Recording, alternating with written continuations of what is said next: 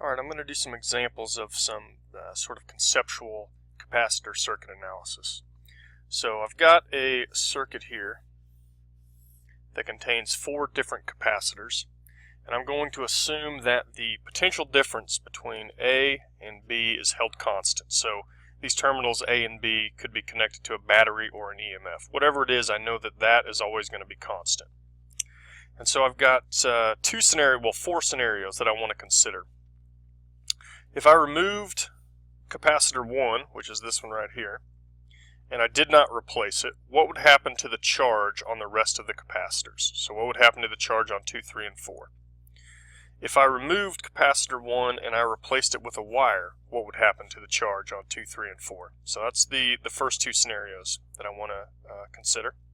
And then I want to do the same thing for capacitor 2. So if I removed this, now I would be replacing capacitor 1, but if I look at this circuit and I removed capacitor 2, what would happen to the charge on 1, 3, and 4? And then if I replaced it with a wire, what would happen to the charge on 1, 3, and 4? So those are the 4 scenarios that I want to consider.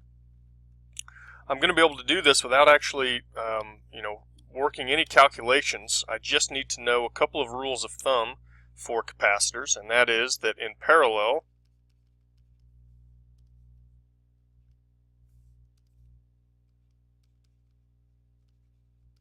the total capacitance, or the effective capacitance, is just equal to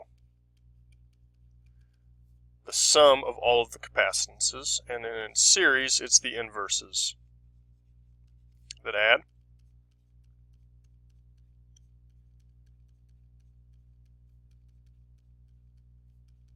Now these aren't the rules of thumb, but if I look at these 2 addition rules, in parallel, I find that the capacitance of all of the effective capacitance has to be larger than any single capacitance in the set of parallel capacitors, right? Because I'm just adding all of their capacitances together, and that total has to be larger than any single capacitor. The opposite is true in series. So in series, it turns out that the total capacitance has to be less than the capacitance of any single capacitor, because I'm adding these inverses. So in series, I know that if I add more and more capacitors in series, it's going to decrease the capacitance. If I add more and more capacitors in parallel, it's going to increase the capacitance.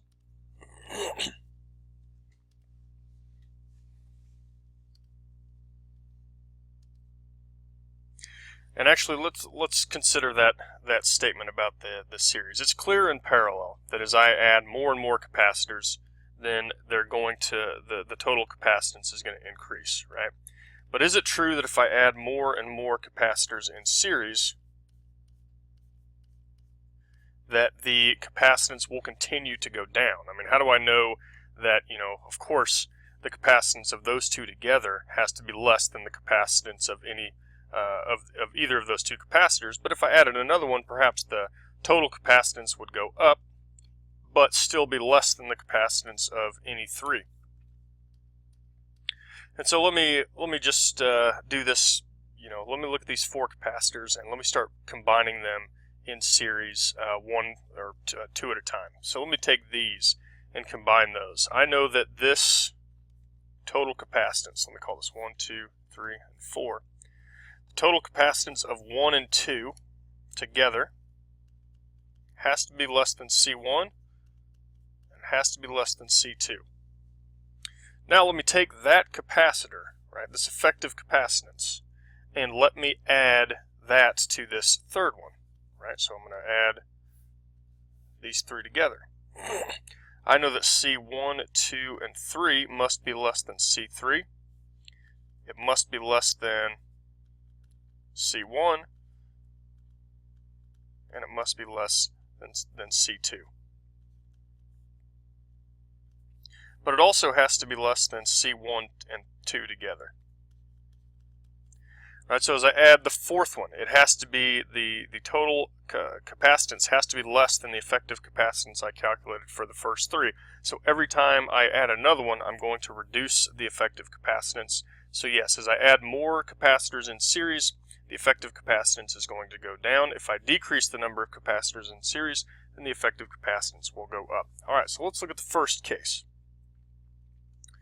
I'm going to remove capacitor 1, and I'm not going to replace it with a wire. And so that's going to leave a broken circuit right here.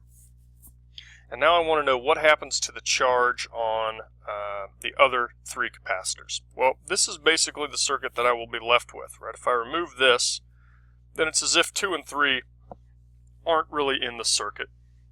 And I could just make a circuit with capacitor 4 and it would have the same response in terms of what would happen if I applied a potential difference across A and B. So this is the circuit that I have. It's really unclear what would happen to capacitors 2 and 3. You know, perhaps they would stay charged if I just took this capacitor and removed it. I can't really answer that question, but I can answer the question about 4. And the answer for question 4 is, or for capacitor 4, is that nothing would happen. Right? The charge on capacitor 4 is going to remain constant because before I removed capacitor 1, capacitor 4 had a potential difference across it. After I removed capacitor 1, it has the same potential difference across it because this is A and this is B. So the charge on capacitor 4 is not going to change. The voltage on capacitor 4 is not going to change. The charge on capacitors 2 and 3 are probably, depending on how I remove capacitor 1, they're either going to go to 0 or they're going to remain constant. I can't really answer that question. All right, so let me look at the next one. I'm going to again remove capacitor 1, but this time I'm going to replace it with a wire. Okay, so I'm going to take capacitor 1 and I'm going to put a wire here. What now happens to the charge on 2, 3, and 4? Well, again, let me draw the circuit that I would basically be creating. Here's where capacitor 1 was. I replaced that with a wire. I still have 2, 3, and 4 in the circuit. I still have a potential difference between A and B. So now I just need to go through and try to figure out either, the simplest way would be to try to figure out what happens to the voltage across the capacitors. But I could also try to think about what happens to the charge. But let me consider what happens to the voltage across all of these capacitors. So again, capacitor 4, nothing's going to happen to capacitor 4. The potential difference across capacitor 4 is still whatever the potential difference between A and B is, so the charge on that stays the same. Capacitor 2, let's look at capacitor 2. I now know that capacitor 2 has a potential difference across it that is equal to the potential difference between A and B. So V2 is actually the potential difference between A and B. And before I removed capacitor 1, it had to be less than that, right? Because up here, the potential difference across capacitor 1 plus the potential difference across capacitor 2 has to be equal to the potential difference between A and B. So I know that the potential difference across capacitor 2 increases. All right, so V2 goes up, which means that Q2 must go up. Right? If the voltage goes up, the charge must go up. And then the same thing is true for capacitor 3. V3 has to go up because initially it had less than the potential difference between A and B on it, and now it has the potential difference between A and B on it. So the charge on 3 must also increase. And then, of course, for completeness, V4 is equal to, well, it stays flat, it stays the same. Does not change. So Q4 does not change. And then up here, of course, V4 does not change. Q4 does not change. All right, so that's what happens if I remove capacitor 1. Now let me look at the effect of removing capacitor 2. So I'm looking at this right here. Now I'm going to put back, right, I'm not going to consider capacitor 1 being removed. I'm going to put capacitor 1 back, and now I'm going to look at the effect of removing capacitor 2. So I start off with the same initial circuit. Alright, so if I remove capacitor 2 and I do not replace it with a wire, and I consider the circuit that results from that, basically this capacitor is now gone, and I'm left with this circuit. So let's look at what happens to all of the capacitors. Again, the voltage across 4 does not change, so the charge on 4 does not change. Now I need to consider what happens to the voltage across 1 and 3. And so here's where I need to use my rules of thumb that I know about these capacitors. So initially, I start off and I have got 2 and 3 are in parallel with each other.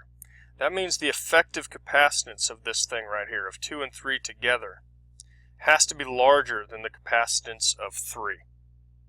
And now I instead of having some capacitor that is larger than the capacitor of 3, I just have the capacitance of 3. And I know that if I have a couple of capacitors in series, the charge has to be equal on both capacitors. And that ends up meaning that, so since Q is equal to CV, if the voltage is, well, excuse me, let me work it backwards. If the capacitance increases, the voltage has to decrease. Or if I look at these, if this has a large capacitance, it must have a small voltage in order to have the same charge as this. If this has a large capacitance, it would have a small voltage. So in series, I know that the large capacitors are going to have small voltages across them, and the small capacitors are going to have large voltages across them. So here I've gone from something that is larger capacitor to something that is a smaller capacitor. That means that the voltage across that capacitor, that effective, the voltage across capacitor 3 is going to have to be larger than the voltage across 2 and 3 together, right? Because I'm basically changing the ratio of the capacitor here that is in series with capacitor 1.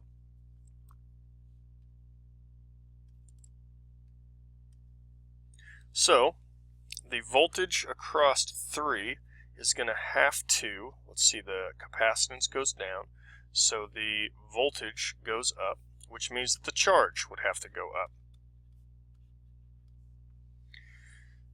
And if the voltage across this capacitor 3 increases, that must mean that the voltage across 1 decreases, because their sum still has to be the potential difference between A and B, and so the charge on 1 is going to decrease. So if I take capacitor 2, remove it, and I don't replace it with a wire, then I'm going to see nothing happen to the charge on 4. I'm going to see the charge on 3 increase, and the charge on 1 is going to decrease. Alright, last one. What happens if I, instead of just removing capacitor 2, I replace it with a wire?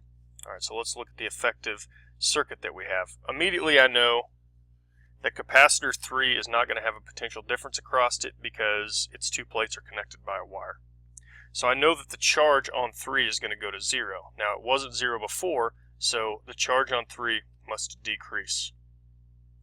And here is the effective circuit that I would have. This is capacitor 1 and this is capacitor 4. So the voltage on 3 goes to 0, charge on 3 goes to 0, so the charge on 3 has decreased. The voltage on 4 is again the same, does not change, so the charge on 4 does not change. The last one is this capacitor 1. And I see that before I had a capacitor, an effective capacitor that was right here, right? That was 2 and 3 together. And now that capacitor is gone. So capacitor 1 is just directly connected to the potential difference across A and B. That means that the potential difference across capacitor 1 must be the potential difference from A to B, which means that the potential difference across 1 has increased, so it goes up, which means that the charge on 1 must also go up. So, without doing any calculations, just knowing, the rules of thumb about the addition rules for capacitors, we can determine what the effect of removing a capacitor from a circuit is going to be. All right, and this is useful if you're building circuits, because you could ask, questions like, okay, well, I need the charge on capacitor 1 to go down. Could I add another capacitor in parallel with 2 and 3 to get that to occur, right? Or whatever the problem happens to be. You can just take a look at the circuit and sort of realize at least which capacitances should increase or decrease in order to get something to occur. And then, of course, with the addition rules here, you could calculate what the actual capacitances would need to be.